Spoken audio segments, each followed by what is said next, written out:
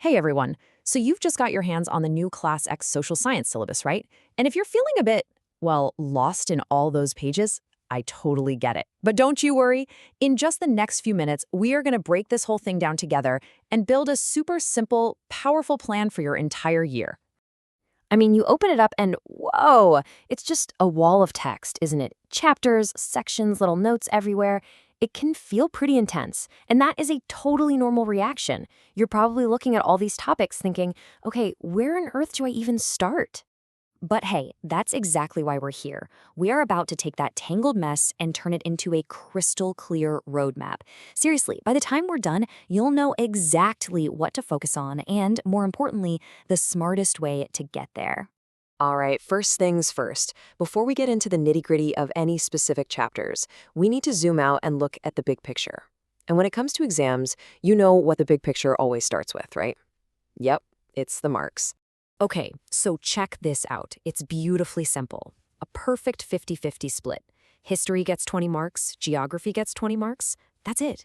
This right here, this is the foundation of our entire strategy. It tells us loud and clear we've got to give both subjects equal love and attention if we want to crush our score. But now, here's where it gets really interesting.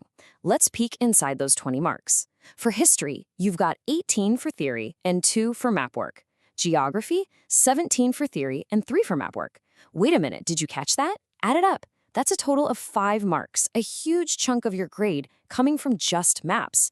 Now just tuck that little piece of information away. We're going to come back to it, because it is a big deal. Okay, roadmap time. Let's zoom in on the first half of our journey. We are diving deep into history.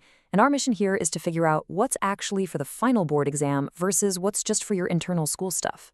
So this right here, this is the real deal, straight from the official syllabus. You can see all the chapters listed out, and there's some, pretty important notes and details kind of tucked away in there. But instead of making you squint and try to figure it all out, let's just make it easy. Let's look at a much simpler version. Okay, pay attention because this slide is probably the most important one for history. Seriously.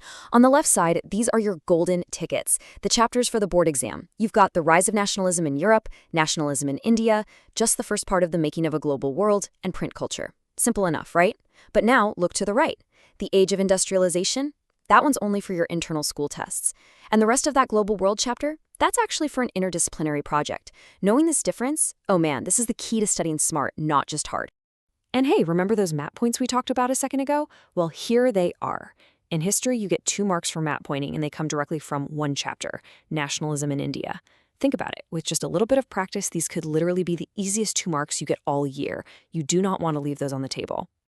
All right, we've navigated history. Now it's time for the second half of our journey, geography. The setup here is just a little bit different, so let's pay really close attention to the details. And once again, here's that official syllabus breakdown, but this time for geography. We've got 7 chapters listed out, but if you look closely, you might notice one of them has a very specific, very special note right next to it. So, what does that mean? Let's find out. Okay, so for your final board exam, you'll need to know the theory for these first 6 chapters. We're talking everything from resources and development all the way down to manufacturing industries. But then we get to that last one, Chapter 7, Lifelines of National Economy. And this one has a very special job. And here it is, the big reveal. For your board exam, you do not need to study the theory from Lifelines of National Economy. I'll say it again, no theory questions from this chapter.